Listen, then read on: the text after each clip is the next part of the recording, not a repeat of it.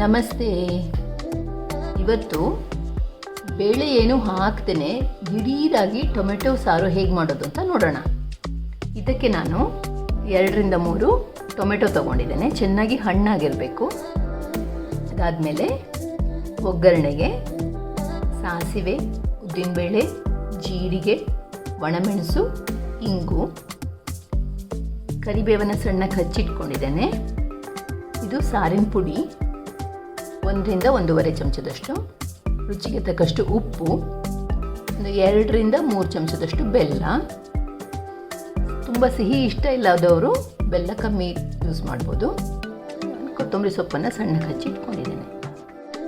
ಟೊಮೆಟೊನ cut ಮಾಡಿಬಿಟ್ಟು ಬೇಯಿಸಿ ಇಟ್ಕೊಂಡಿದ್ದೇನೆ. ಇನ್ನು ಇದನ್ನು ತಣ್ಣಗಾದ ಮೇಲೆ ಮಿಕ್ಸಿಗೆ ಹಾಕಿ ಪ್ಯೂರಿ ಮಾಡಿ ಇಟ್ಕೋಬೇಕು. ಟೊಮೆಟೊ ಪ್ಯೂರಿ ರೆಡಿ ಇದೆ. ಈಗ ಇದರಿಂದ ಸಾರು ಮಾಡೋಣ.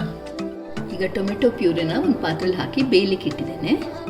ಇದಕ್ಕೆ ಎಷ್ಟು ಬೇಕೋ ಅಷ್ಟು ನೀರನ್ನು ಸೇರಿಸ್ಬಿಟ್ಟು ಕನ್ಸಿಸ್ಟೆನ್ಸಿ ಸರಿ ಮಾಡ್ಕೋಬೇಕು. ಬೆಲ್ಲ ಸೇರಿಸ್ಕೊತಾ ಇದ್ದೇನೆ.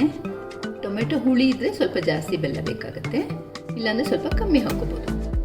ರುಚಿಗೆ ತಕ್ಕಷ್ಟು ಉಪ್ಪು,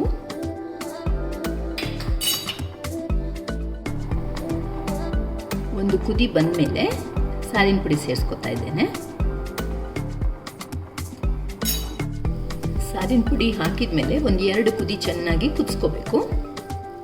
ಅದಾದಮೇಲೆ ಕೊತ್ತಂಬರಿ ಸೊಪ್ಪು ಸೇರಿಸ್ಕೊತಾ ಇದ್ದೇನೆ. ಇಷ್ಟಾದರೆ ಸರಿ, ಗ್ಯಾಸ್ ಆರಿಸ್ಕೋಬೋದು. ಕೊನೆಯದಾಗಿ ಒಂದು ಒಗ್ಗರಣೆ. ತುಪ್ಪದಲ್ಲಿ ಮಾಡಿದ್ರೆ ಇದು ಇನ್ನೂ ರುಚಿ ಜಾಸ್ತಿ.